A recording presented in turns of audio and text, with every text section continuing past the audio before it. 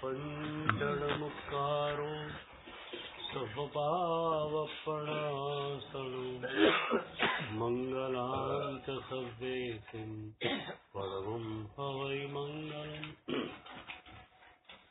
रागद्वेषविजेतारं ज्ञातारं विश्ववस्तुनः क्षत्रपूज्यं गिरामीशं तीर्थेशं स्मृतिमानं पन्नगे च सुरेन्द्रे च कौशिके पादसंस्पृशे निर्विशेषमनस्काय श्रीवीरस्वामिने स्तुवः अज्ञानतिमिरान्धानां ज्ञानाञ्जनशलाकया नेत्रमुन्मीलितं येन तस्मै श्रीगुरवे नमः। सर्वारिष्टप्रणाशाय सर्वाभीष्टार्थदायिने सर्वलब्धिनिधानाय गौतमस्वामिने नमः। कमले धरणेन्द्रे च स्वोचितं कर्म कुर्वते प्रभुस्तुल्यमनोवृत्तिः पार्श्वनाथ श्रीस्तुवः। ज्ञानध्यानक्रियादिकार्यकुशलः प्रद्युम्नजेता गुरुः आन्तरलोचनेकमस्ति सुतरां हृद्भासितं यस्य वै ओंकारेण सुसेवितोऽपि सततम् ओंकारसेवा परः सोऽयं सौम्यमनः सदा विजयते श्रीसिद्धिसूरीश्वरः। सोऽयं सौम्यमनः सदा विजयते श्रीभद्रसूरीश्वरः। सोऽयं सौम्यमनः सदा विजयते ओंकारसूरीश्वरः। सोऽयं सौम्यमनः सदा विजयते राजेन्द्रसूरीश्वरः। सोऽयं सौम्यमनः सदा विजयते अरविन्दसूरीश्वरः। सोऽयं सौम्यमनः सदा विजयते जयघोषसूरीश्वर।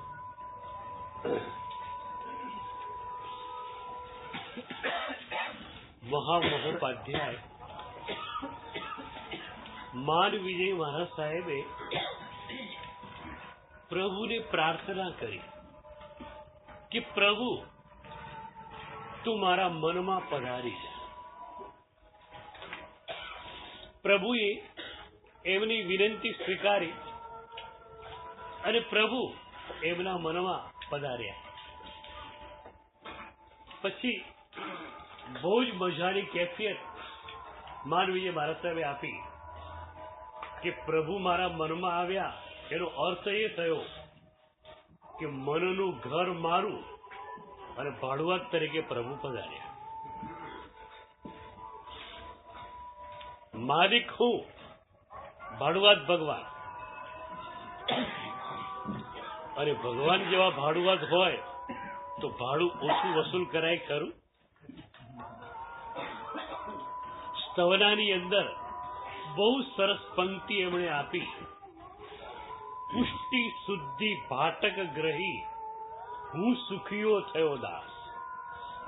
ભગવાન પાસેથી બે જાતનું ભાડું મેં વસૂલ કર્યું, શુદ્ધિ અને પુષ્ટિ. પ્રભુ મારામાં દોષો છે તો છે જ, મુક્ત કરવાની જવાબદારી તારી છે. તું મને દોષ મુક્ત કરી દે. મારામાં ગુણો નથી તો નથી, એ ગુણો મને આપવા એ તારી જવાબદારી છે. મને ગુણોથી પુષ્ટ બનાવે. પ્રભુ દોષોમાંથી આપણને મુક્ત કરે. પ્રભુ આપણને સદગુણોથી પુષ્ટ બનાવે. આ સિલસિલો આગળ વધારીએ તો સદગુરુ પણ આપણને દોષ મુક્ત બનાવે અને ગુણોથી પુષ્ટ બનાવે, અને આપણી જાગૃતિ પણ આપણને દોષ મુક્ત અને ગુણ પુષ્ટ બનાવી શકે. પહેલી વાર પ્રભુ આપણને દોષ મુક્ત બનાવે. પ્રભુના પ્યારા પ્યારા વચનો અસ્તિત્વના સ્તર પર સંગ્રહિત થઈ જાય તો દોષો રહી શકે નહીં. પરમ પાવન આચાર્ય સૂત્રમાં એક બહુ જ પ્યારું સૂત્ર છે. એક સાધક ક્રોધ કરવા માટે તૈયાર થયો છે, વિવાહમાં જવા માટે તૈયાર થયો છે, અને વખતે પ્રભુ એને કહે છે, એસ ખલુ ગંધે, એસ ખલુ મોહે, એસ ખલુ મારે, એસ ખલુ રહે. પ્રભુ કહે છે, તું શું કરવા જઈ રહ્યો છે? ક્રોધ કરવા તું જઈ રહ્યો છે? એસ ખલુ ગંધે. ક્રોધ તો ગાંઠ છે, ગાંઠ. તારા પૂરા જીવનને એ ગંઠાવી નાખશે. છોડી દે એને. તું ક્રોધ કરવા જાય છે, એ ખરું મોહે, એ તારું અજ્ઞાન છે. તું માને છે કે પેલાએ મને આમ કહ્યું, એણે કઈ કહ્યું જ નથી, તારા કર્મે કહ્યું છે. તું ક્રોધ કરવા જઈ રહ્યો છે, એ તારું અજ્ઞાન છે. ઈશ ખરું મારે. અરે આ ક્રોધ એ તો મૃત્યુ છે, મૃત્યુ. છોડી દે એને. અને છેલ્લે પ્રભુએ કહ્યું, ઈશ ખરું રહે, એ જ નરક છે, છોડી દે. પ્રભુના આ પ્યારા શબ્દો અસ્તિત્વના સ્તર પર જો ઝીલવામાં આવે તો ક્રોધ આપણે કરી ન શકીએ. મને પોતાને પ્રભુના શબ્દોને ઝીલવા માટેની વિધિ મહાભારતની એક ઘટનાએ શીખવી. હું પણ આગમ શાસ્ત્રોને વાંચતો કોરી કોરી આંખે. મહાભારતની આ ઘટનાએ મને શીખવ્યું કે પ્રભુના શબ્દો સોંસરવા ક્યારે પણ કોરી આંખે જઈ શકાય નહીં. ભીની ભીની આંખે જ પ્રભુના શબ્દોની યાત્રા આપણે કરી શકીએ. મજાની મહાભારતની ઘટના છે. ઉદ્ધવજી વૃંદાવનમાં જઈ રહ્યા છે. ઉદ્ધવજી એટલે કૃષ્ણના મિત્ર વૃંદાવન જઈ રહ્યા છે કામ માટે. અચાનક એમને યાદ આવ્યું કે વૃંદાવનમાં ગોપીઓ છે. કૃષ્ણના નામ પર ઘેલી થયેલી એ ગોપીઓ મારા રથને જોશે, કલ્પના કરશે કે શ્રી કૃષ્ણ આવ્યા હશે. રથને વીંટળાઈ પણ વળશે એ લોકો, પણ શ્રી કૃષ્ણ તો આવવાના છે નહીં. આજે મને જોઈને નિરાશ થશે. ચલો એક કામ કરું, શ્રી કૃષ્ણ તો આવી શકે એમ નથી. એમના હાથે લખાયેલો એક પત્ર લઈને જાઉં, ગોપીઓને આપું, રાજી રાજી થઈ જશે.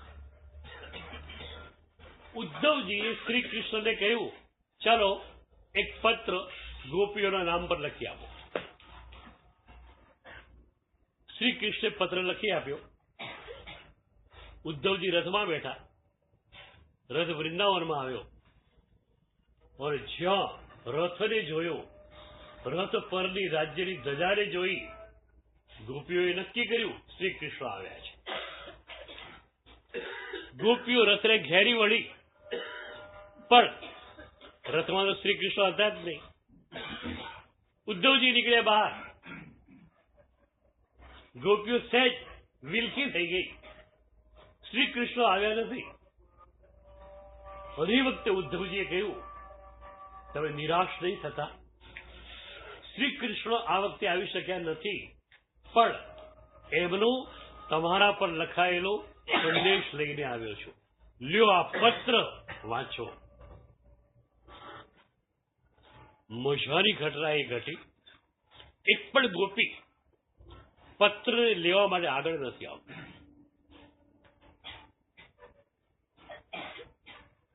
ઉદ્ધવજી વિચારવા પડી ગયા. શ્રી કૃષ્ણના નામ પર ઘેરી થયેલી આ ગોપીઓ, એમનો પત્ર બતાવો. એક પણ ગોપી પત્ર લેવા માટે આગળ નથી આવતી. જોકે ઉદ્ધવજી પંડિત હતા, જ્ઞાની હતા, અને એટલે ભક્ત હૃદયનો તાગ એ ન જ મેળવી શકે નક્કી હતું. સુરદાસજી પોતાના એક પદની અંદર આ ઘટનાના રહસ્યને ખોલ્યું છે. પરસઈ જરે બિલવ કે ભીંજે. સુરદાસ તો આ પદ છે.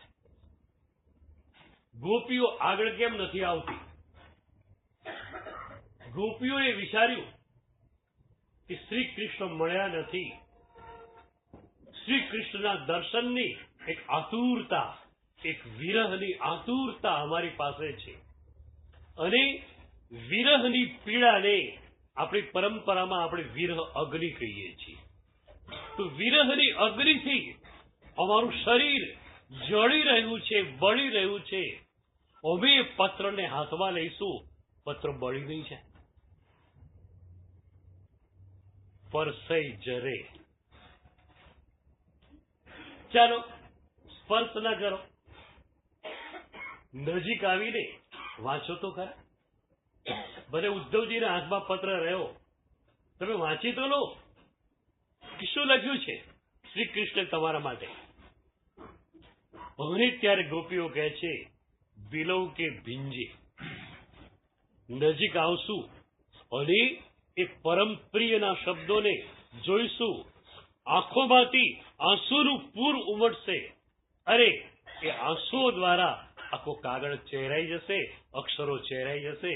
માટે અમે નજીક નથી આવતા. એ વખતે મને લાગ્યું કે પ્રભુના પ્યારા શબ્દોને કોરી કોરી આંખોએ ક્યારે પણ વાંચી ન શકાય. લગભગ 30 થી 40 વર્ષ સુધી લગાતાર આચારાંગ સૂત્ર દર વર્ષે હું સ્વાધ્યાયમાં લેતો. હવે ધ્યાન આવવાને કારણે સ્વાધ્યાય ઓછો થયો છે.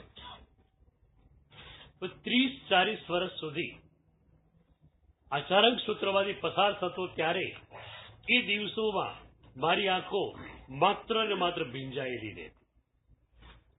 મારા ભગવાને મને કેવો પ્યારો સંદેશ આપ્યો છે. આચારાંગજીના કેટલાક સૂત્રો વાંચતા તો લાગે કે પર્સનલી ફોર મી પ્રભુએ મને કહ્યું છે. પર્સનલી ફોર મી, માત્ર મારા માટે. તો બહુ જ પ્યારું આ સૂત્ર હતું. ઈશ ખલુ ગંથે, ઈશ ખલુ મોહે, ઈશ ખલુ મારે, ઈશ ખલુ રહે. આ શબ્દો પ્રભુ ઉચ્ચારે ત્યારે પ્રભુની મનોભૂમિકા કેવી હોય એનો વિચાર કરવાનું મન થાય.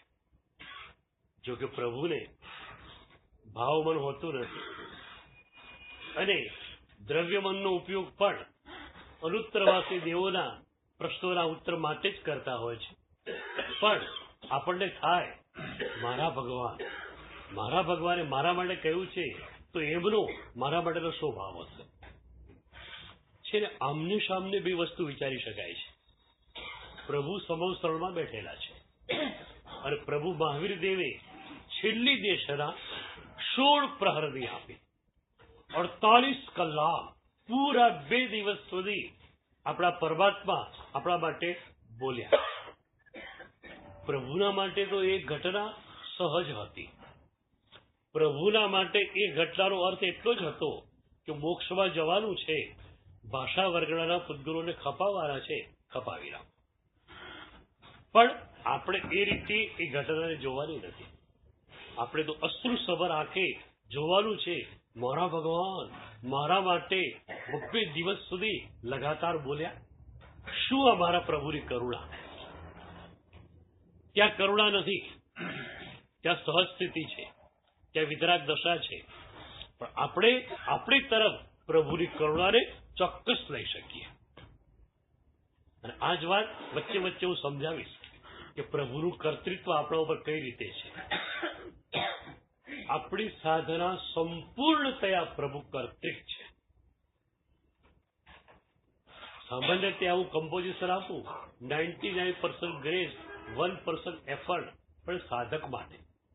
જ્યારે ભક્તની ભક્તિનું કમ્પોઝિશન આપું ત્યારે કમ્પોઝિશન એ છે 100% grace and we are effortless persons. We have not to do anything absolutely. જે પણ કરવાનું છે પ્રભુએ કરવાનું છે. આપણે તો માત્ર એની કરુણાને ઝીલવાની છે. એટલે હું કહું છું ઘણી વાર કે રિસેપ્ટિવિટી એ જ આપણી સાધના છે.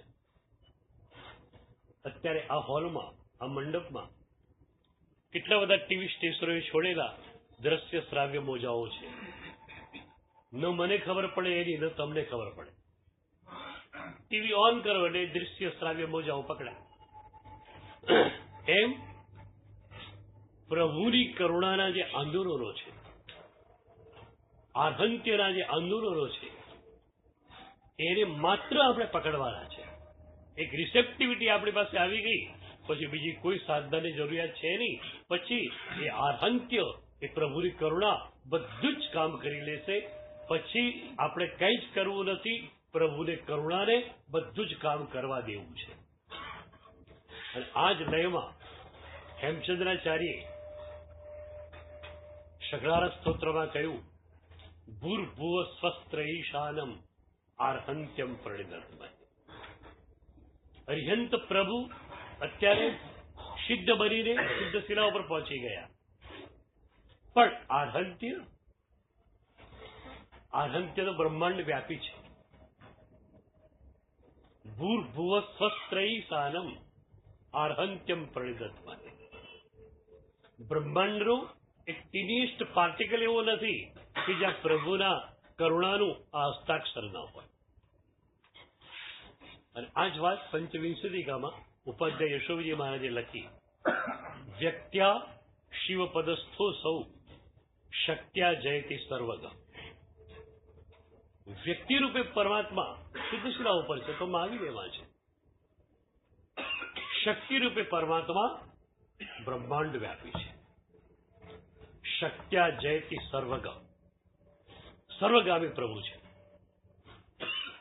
એટલે પ્રભુની કરુણા અત્યારે પણ મળી રહી છે અને એ કરુણાને આપણે રિસીવ કરવાની છે. તો રિસેપ્ટિવિટી એ જ આપણી સાધના મળી જશે. તો ઈશ ખલુ ગંથે, ઈશ ખલુ મોહે, ઈશ ખલુ મારે, ઈશ ખલુ રીરે, આ પ્રભુ બોલ્યા હશે ત્યારે પ્રભુના હૃદયનો ભાવ આપણા માટેનો કેવો હશે આપણે કલ્પના કરી શકીએ. મેં જ્યારે આની કલ્પના કરી ને ત્યારે મને એક ઉદાહરણ સમજાયેલું. નાનકડું ગામ, એમાં એક બેન રહે, માતા. દીકરો નાનકડો 1.5 વર્ષનો, ભાખોડીએ ચાલે એવો. પતિ બહાર ગયેલા છે, ઘરમાં માતા એકલી છે અને દીકરો છે. પાણી ખૂટી ગયું, નળમાંથી પાણી આવતું નથી. પાણી ભરવા વાવે કે કુએ જવું પડશે, પણ એકલા દીકરાને ઘરમાં મૂકી અને વાવે કે કુએ જવું છે રીતે. માનું હૃદય માનતું નથી, પણ બીજી બાજુ પાણી વગર ચાલે એમ નથી. છેલ્લે બાળકની પાસે રમકડા અને ટ્રોફીનો ઢગલો કર્યો કે હું જઈને આવું 10-15 મિનિટમાં. ત્યાં સુધી બાળક મીઠાઈ ખાશે, ચોકલેટ ખાશે અને રમકડાથી રમશે. માં પાણી ભરવા માટે જાય છે. પાણી ભરીને પાછી ફરે છે. માં ગઈ હતી પાણી ભરવા, એનું શરીર પાણી ભરતું હતું, એનું મન ક્યાં હતું? માતાઓને વધારે ખ્યાલ આવે. એનું શરીર પાણી ભરતું હતું, મન ક્યાં હતું? તમે ભોજનશાળામાં જાઓ, શરીર ખાતું હોય, મન ક્યાં હોય?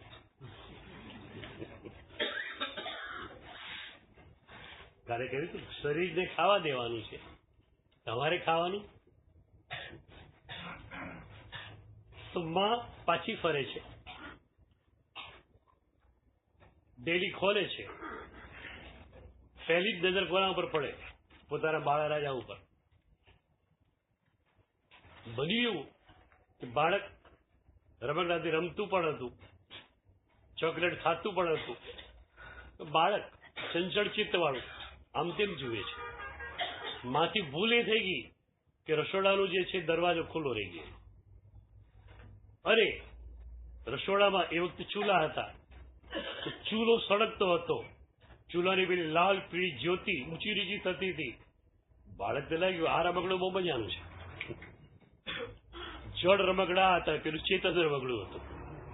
બાળક ભાખોડિયા ભરતું રસોડામાં પહોંચી ગયું. એને અને ચૂલાને 1 ફૂટનું માત્ર અંતર છે, અને એ વખતે બાઈ ડેરીમાં આવે છે. નજર પડી દીકરા ઉપર. અરે મારો દીકરો હમણાં જ ચૂલામાં હાથ ગાલશે, હાથ પડી જશે. બેડાને પટકતી દોડતી જોશથી આવે છે, દીકરાને જોશથી ખેંચી લે છે અને કહે છે નહીં નહીં નહીં મારા લાલ, ક્યાં ન જવાય, એ તો તને ખતમ કરી નાખે. આ જે લય એ માનો છે, નહીં નહીં નહીં મારા લાલ, ક્યાં ન જવાય. આ લય પ્રભુના શબ્દોમાં તમને દેખાય છે, અનુભવાય છે. એ જો અનુભવાય તો પ્રભુ તમને દોષ મુક્ત કરી દે. મારા ભગવાન ઈચ્છે છે કે મારે ક્રોધ નહીં કરવો, હું ક્રોધ કઈ રીતે કરી શકું? તો પ્રભુ દોષ મુક્ત કરે, સદગુરુ તમને દોષ મુક્ત કરે, તમારી જાગૃતિ પણ તમને દોષ મુક્ત કરે. આ વાત આપણે આગલા સેશનમાં જોઈએ છીએ. અત્યારે પ્રભુ આપણને દોષ મુક્ત કઈ રીતે કરે છે એનું એક પ્રેક્ટિકલ લઈએ છીએ. પ્રેક્ટિકલ છે દ્રષ્ટા ભાવનું. એ દ્રષ્ટા ભાવની સાધનાને ચિદાનંદજી મહારાજે રૂપસ્થ ધ્યાન કહ્યું છે. આપણે ત્યાં 4 જાતના ધ્યાનો: રૂપસ્થ, પિંડસ્થ, પદસ્થ અને રૂપાતીત.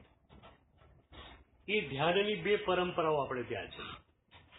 એક યોગ શાસ્ત્રમાં કલિકાર સર્વજ્ઞ હેમચંદ્રાચાર્ય આપેલી છે, અને બીજી સૌરોદય વિજ્ઞાનમાં ચિદાનંદજી મહારાજે આપી છે.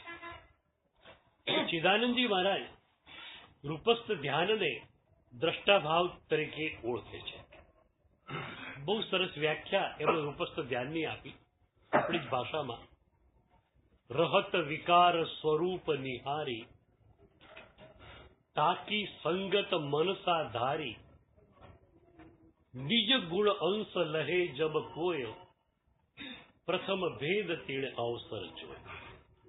રૂપસ્થ ધ્યાન એ એમના 4 ધ્યાનમાં પહેલો પ્રકાર છે. અને એટલે જ એમણે કહ્યું આગળ, ધ્યાન 4 ભગવંત બતાય, તે મોરે મન અધિકે ભાઈ, રૂપસ્થ પિંડસ્થ પદસ્થ કહેવાય, રૂપાતીત ધ્યાવી શિવ જાવે. ધ્યાન 4 ભગવંત બતાવે, તે મોરે મન અધિકે ભાવે. 4 ધ્યાન પ્રભુએ બતાવ્યા છે, અને એ મને બહુ જ ગમે છે, કારણ કે મારા પ્રભુએ બતાવ્યા છે. અને એમાં પહેલું રૂપસ્થ ધ્યાન. રહત વિકાર સ્વરૂપ નિહારી, તાકી સંગત મનસા ધારી, નિજ ગુણ અંશ લહે જબ કોય, પ્રથમ ભેદ તીણ અવસર જોયો. એટલી સરસ આ વાત છે. આ ધ્યાન એટલું બધું સરળ છે. ભગવાનનું દર્શન કરતા કરતા એમાં એકાગ્ર બનવું કદાચ અઘરું પડે, પણ તમારા અંદર ઉઠતા દ્વેષને જુઓ, તમારી અંદર ઉઠતા રાગને જુઓ. સતત ઉછળી જ રહ્યો છે રાગ અને દ્વેષ, એને જોવાનો આ સાધના. ભગવાનને જોવા તો ક્યારે જાઓ છો? સવારે ના આજે. આ તો સતત દેખાયા કરે. તો પહેલું ચરણ કહે છે રહત વિકાર સ્વરૂપ નિહારી. નિહારવું એટલે જોવું. રહત વિકાર સ્વરૂપ નિહારી, તમારી અંદર ઉઠતા વિકારના સ્વરૂપને તમે જુઓ. ક્રોધ ઉછળ્યો તો ક્રોધ ઉછળ્યો એમ જુઓ. અત્યારે તમે ક્રોધ ઉછળે છે ત્યારે ક્રોધમાં ભળી જાઓ છો. આ સાધના એ આપે છે કે તમારે ક્રોધને જોવાનો છે. રહત વિકાર સ્વરૂપ નિહાર. કર્મનો ઉદય જ્યારે પણ આવે ત્યારે બે વસ્તુ તમે કરી શકો છો. એક તો તમારા માટે બહુ જ પરિચિત છે કે ઉદયાધીન સત્તા કરી નાખો, ચેતનાને ઉદયમાં લઈ જવી. રાગનો ઉદય થયો તો ચેતનાને રાગમાં રંગી નાખવી. ક્રોધનો ઉદય થયો, ચેતનાને ક્રોધમાં રંગી નાખવી. આ એક પ્રકાર છે. બીજો એક પ્રકાર છે કે રાગનો ઉદય થાય કે દ્વેષનો ઉદય થાય, હું મારી ચેતનાને સ્વસત્તામાં જ રાખું. ચેતનાને ઉદયાધીન બનાવવી અને ચેતનાને સ્વસત્તાધીન બનાવવી, આ બે માર્ગો છે. દાખલા તરીકે તમને સમજાવું. અસત્તાનો ઉદય છે. સામાન્ય માણસ હાય બાપલા કરશે એટલે ઉદયમાં ભળી જશે. જ્ઞાની પુરુષ હશે એ માત્ર રોગને જોશે. એ ઉદયમાં ભળ્યો નહીં, ઉદયનો દ્રષ્ટા બન્યો. આ જ વાત દેવચંદ્રજી મહારાજ સાહેબે અષ્ટપ્રવચન માતાની સજ્જાઈમાં કહી. મોહ ઉદય અમોહી એ હવા, શુદ્ધ નિજ સાધ્ય લય લીન રે. મોહનો ઉદય છે, સાધક અમોહી છે. મોહ ઉદય અમોહી એ હવા. કેમ? મોહનો ઉદય છે, તમે અમોહી સી રીતે હોઈ શકો? તો સરસ કારણ આપ્યું, શુદ્ધ નિજ સાધ્ય લય લીન રે. શુદ્ધ તમારું જે સાધ્ય છે, તમારી નિર્મળ ચેતના છે, એના તરફ તમારું લક્ષ્ય છે. હું તો આ જ એટલે સમયસાર બહુ સરસ રીતે કહે છે, કોહે કોહો નાણે નાણા, કોહે કોહો. ક્રોધ થાય તો ક્રોધને પૂછો, મને શું પૂછો છે? મારે ક્રોધને શું લેવા દેવા? પણ આ ક્યારે બની શકે? તમે તમારી ચેતનાને ઉદયાધીન ન બનાવો અને સ્વસત્તાધીન બનાવો ત્યારે. વેરી સિમ્પલ, બહુ સરળ છે. દ્રષ્ટાભાવ આવી ગયો, ક્રોધ દૃશ્ય બન્યો, તમે દ્રષ્ટા બન્યા. દૃશ્ય અને દ્રષ્ટા એક થશે ક્યારે? આ ટેબલ હું થવાનું છે. દૃશ્ય અલગ જ રહેવાનું છે, દ્રષ્ટા અલગ રહેવાનો છે, ક્રોધ અલગ છે, તમે અલગ છે. હું ઘણી વાર કહું છું, એર કન્ડિશન ઓફિસમાં કોઈ રહેલો માણસ હોય અને ગ્લાસ દ્વારા બધા દ્રશ્યો જોઈ રહ્યો છે. વૈશાખ જેઠ મહિનાનો સમય હોય, આંધી ઉપડી છે અને જુએ છે કે આકાશ એકદમ મટબેલું થઈ ગયું છે અને ધૂળનો વરસાદ વરસવાની તૈયારી છે. થોડી વારમાં આંધી આવી પણ જાય. એની ઓફિસના બહારના ગ્લાસ સાથે આંધીના રજકણો ટકરાશે, પણ એની એર કન્ડિશન ઓફિસમાં શું આવશે? કશું જ નહીં. તમે આ ભૂમિકાએ જઈ શકો છો જો આ દ્રષ્ટાભાવની સાધનાને તમે પકડો તો. દ્રષ્ટાભાવની એર કન્ડિશન ઓફિસ થઈ ગઈ. ક્રોધ છે પણ બહાર છે. ક્રોધ છે ક્યાં છે? મનમાં છે, ચિત્તમાં છે, લેશિયામાં છે. મારામાં ક્યાં ક્રોધ છે? તમે જો દ્રષ્ટાભાવમાં આવી ગયા, એસી ચેમ્બર તમારી થઈ ગઈ, તો તમારી એ એસી ચેમ્બરમાં ક્રોધને પ્રવેશવાનો કોઈ અધિકાર નથી. પણ તમે મનની ભૂમિકામાં છો, ચિત્તની ભૂમિકામાં છો, લેશિયાની ભૂમિકામાં છો, તમે ક્રોધથી રંગાઈ શકો છો. તમે કોણ પેલા એ વાત કરો. તમે માઇન્ડલેસ એક્સપિરિયન્સ છો, બોડીલેસ એક્સપિરિયન્સ છો, નેમલેસ એક્સપિરિયન્સ છો. આ તમારે બનવું પડશે. એના માટે એક મંત્ર દીક્ષા આજે તમને આપું. અમૃતવેલી સજાયમાં ઉપાધ્યાય યશોવિજયજી એ મંત્ર આપ્યો છે ગુજરાતી ભાષામાં. એક શબ્દનો ફેરફાર કરી અને એ મંત્ર હું આપતો હોઉં છું. દેહ મન વચન પૂતગલ થકી કર્મથી ભિન્ન મુજ રૂપ. ત્યાં તું જ છે, હું જ કરું છું. સરસ મંત્ર થઈ ગયો તમારો તૈયાર. દેહ મન વચન પૂતગલ થકી કર્મથી ભિન્ન મુજ રૂપ. બધાથી હું ભિન્ન છું. મારે અને અમને કઈ લેવા દેવા જ નથી. કર્મ છે તો કર્મને પૂછો, મારે શું? મારે કર્મ શું લેવા દે? કર્મના પણ તમે દ્રષ્ટા છો, ઉદયના પણ તમે દ્રષ્ટા છો, સત્તામાં રહેલ કર્મ છે એના પણ તમે દ્રષ્ટા છો. You are only the observer. આ જો દ્રષ્ટા ભાવ આવે તો શું થાય? ક્રોધ દૃશ્ય છે, તમે દ્રષ્ટા છો. દૃશ્ય અને દ્રષ્ટામાં એકમેકતાનો સંબંધ ક્યાંથી થશે? તમે જોઈ શકો છો પણ તમે એ બની શકતા નથી. તમારી ચેતના ક્રોધથી રંગાઈ કેવી રીતે શકે? તમારી ચેતના પ્રભુથી જ રંગાયેલી છે. ચેતનાને પ્રભુથી રંગી દો ને. મીરાએ કહેલું, લાલ ન રંગાવું, હરી ન રંગાવું, અપને હી રંગ में રંગ દે ચદરિયા. અને પછી કહે છે, ऐसा ही रंग दो कि रंगना ही छूटे, ધોબિયા ધોએ ચાહે સારી ઉમરિયા. ભગવાન તું મને એવી રંગી નાખ, મારા મનની, મારા ઉપયોગની ચૂંદડીને, કે રંગ ક્યારે જાય નહીં. પ્રભુ તૈયાર છે રંગવા.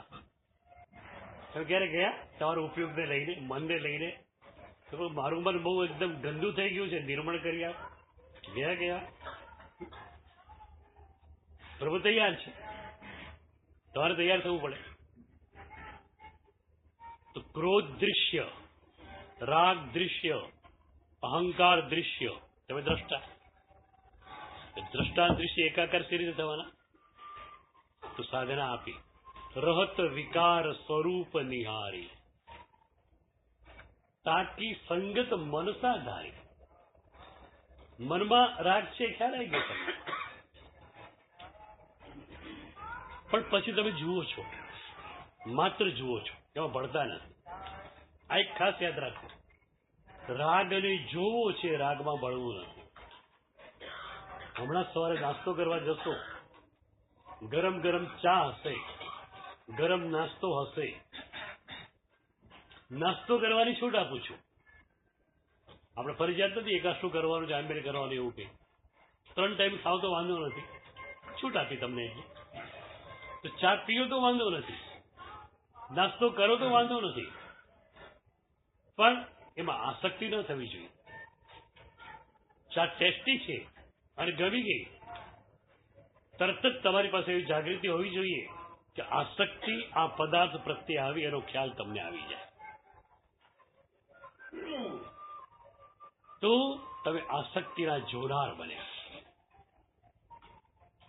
અત્યાર સુધી માત્ર ચા ટેસ્ટી છે, ચા ટેસ્ટી છે અને હું પીવું છું, એટલે તમે આસક્તિમાં ભળી જનાર વ્યક્તિત્વ હતા. હવે શું થયું? એ ચાને પીવો છો, ભલે ટેસ્ટી ચા છે, એવું નથી કહેતું ઠંડી ચા પીવો, ગરમ ચા પીવો છો તમે, પણ તમે તમારામાં ઉઠતા રાગને જુઓ છો.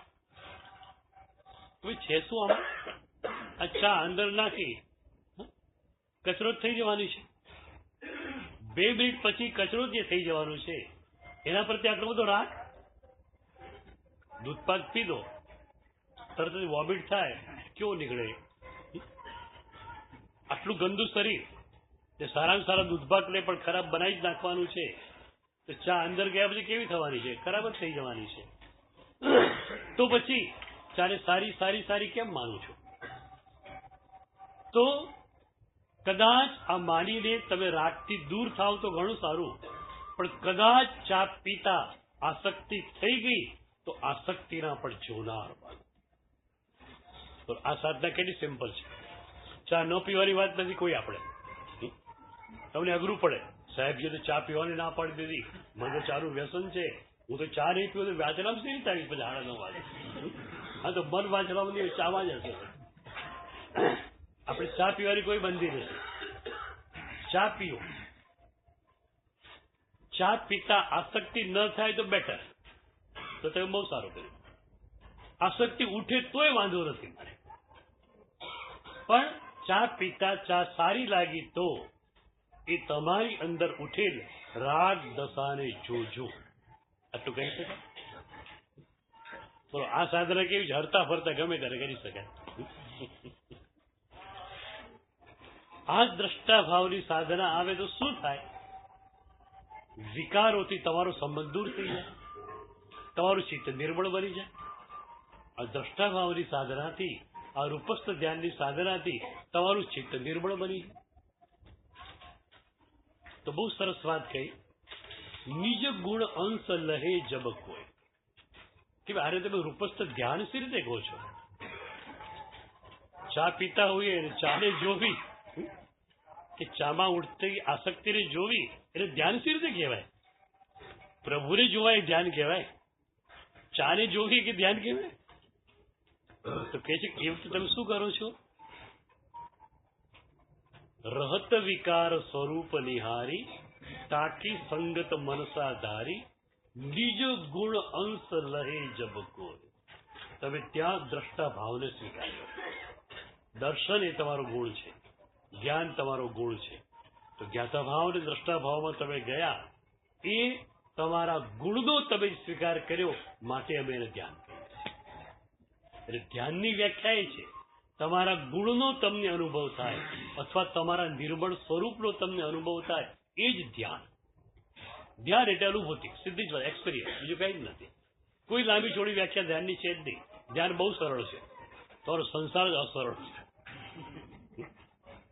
સહજ શું આમ તમને સાધના ટફ લાગે કે સાધના તો ઇઝીએસ્ટ છે, તમારો સંસાર જ ટફેસ્ટ છે. પ્રભુની સાધનાને, આ ધ્યાનને હું ઇઝીએસ્ટ, શોર્ટેસ્ટ અને સ્વીટેસ્ટ કહું છું. ઇઝીએસ્ટ, ઇઝી ને ઇઝીએસ્ટ.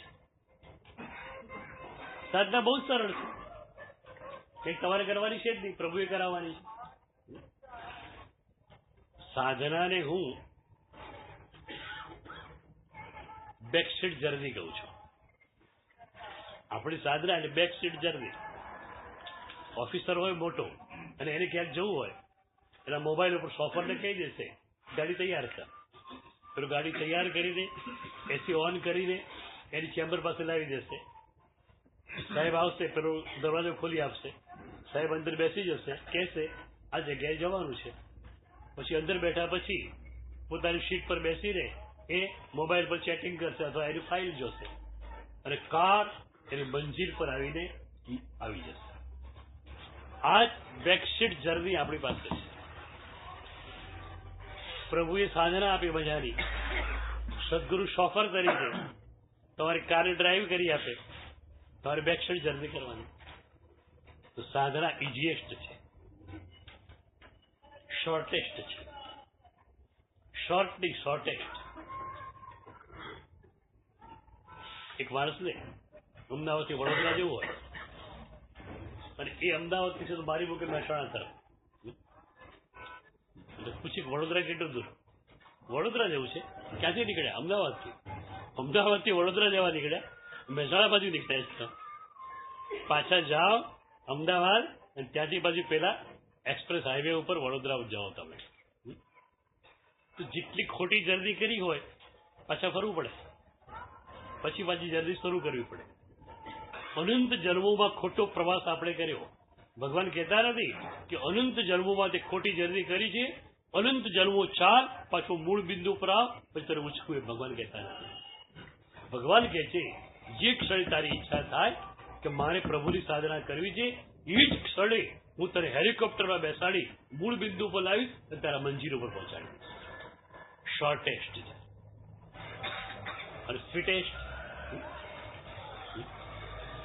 મીઠાઓ મીઠી. કેટલી મીઠી છે આ સાધના, આનંદ જ આનંદ.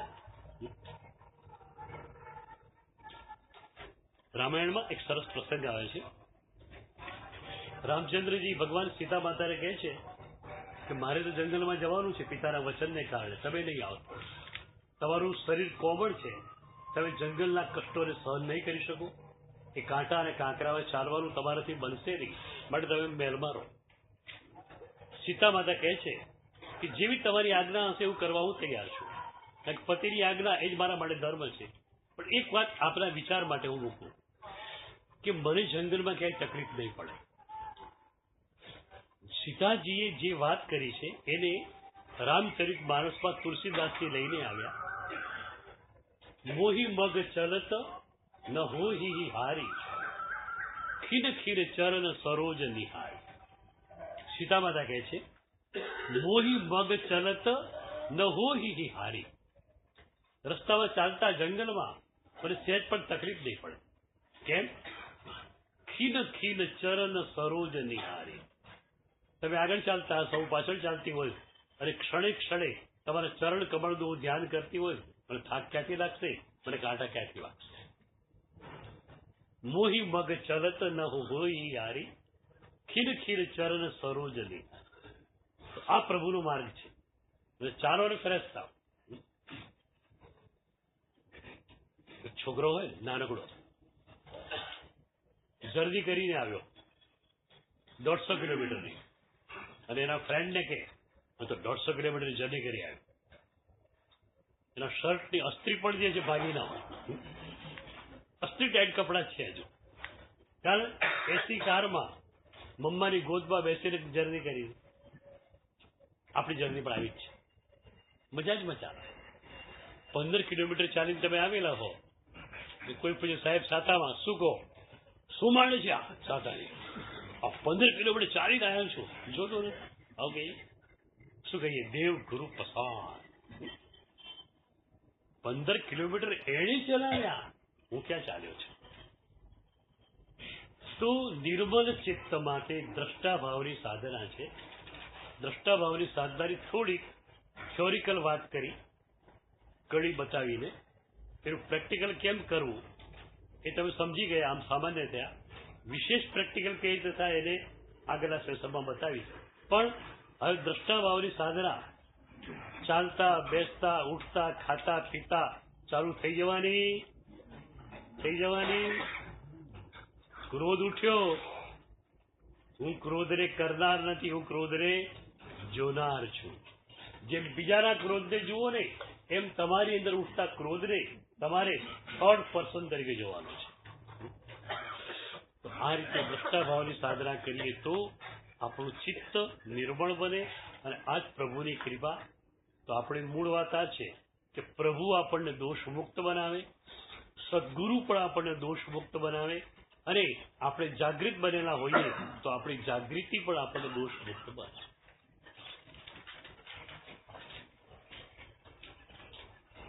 પછી ખાસ નૌકા સુધી આવી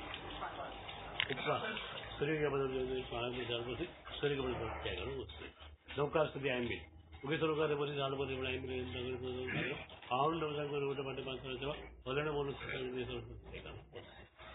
પ્રેષાળીઓ, આવતીકાલે સવારે પરમ પૂજ્ય આચાર્ય ભગવાન જયસુંદર સુરેશ્વરજી મહારાજા પધારી રહ્યા છે.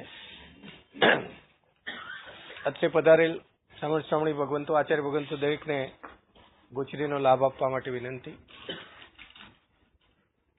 અહીંયા આગળ સામેના બિલ્ડિંગમાં જે કોઈ પણ લિફ્ટનો ઉપયોગ કરે છે તે ખાસ ખ્યાલ કરજો. 6 થી વધારે અંદર જશો નહીં, અટવાઈ જવાય એવું છે, તે માટે ખાસ ખ્યાલ કરજો. આજે જે રીતે સવારે ચેતનભાઈએ પ્રભુજી સામે ધ્યાન ધરવાની ટેકનિક શીખવાડી હતી, તે જ પ્રમાણે આવતીકાલે સવારે પણ રહેશે. ખાલી સમયસર આવશો તો એ ધારામાં આપ જોડાઈ શકશો. આજની 9:45 વાગ્યાની ગુરુદેવની વાચના નીચેના હોલમાં રહેશે. જે પ્રમાણે ખુરશીની ગોઠવણ થાય તે જ પ્રમાણે રાખજો, આગળ પાછળ કરતા નહીં, જેથી કરીને બધાને આપણે સમાવેશ કરી શકીએ, તે ખાસ વિનંતી. હાજી, હા, એ પેલા સાધના માટે આવવું હોય તો ઉપર અહીંયા આગળ આવીને બેસી શકશો, પણ સમય થાય ત્યારે નીચે જગ્યાની અનુકૂળતા બધા ધ્યાનમાં રાખીને બેસો વિનંતી. હા, સામાયિક નીચે લેશો નહીં મોડેથી, કારણ કે વાચના પત્યા પછી તરત જ ગુરુ ભગવંતો પછી ઉપાશ્રયના પદાર્થ માટે કોઈ બહેનોને ખાસ વિનંતી, મોડેથી આવી અને સામાયિક લેશો નહીં.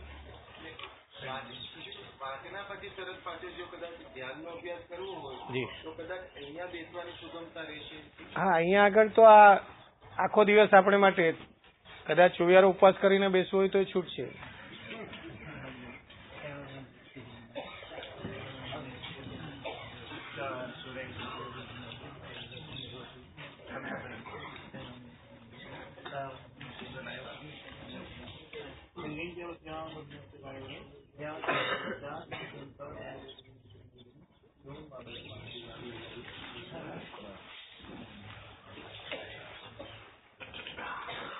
सर्वमंगल मांगल्ये सर्वमंगल मांगल्ये प्रधानम सर्वधर्माणं जयति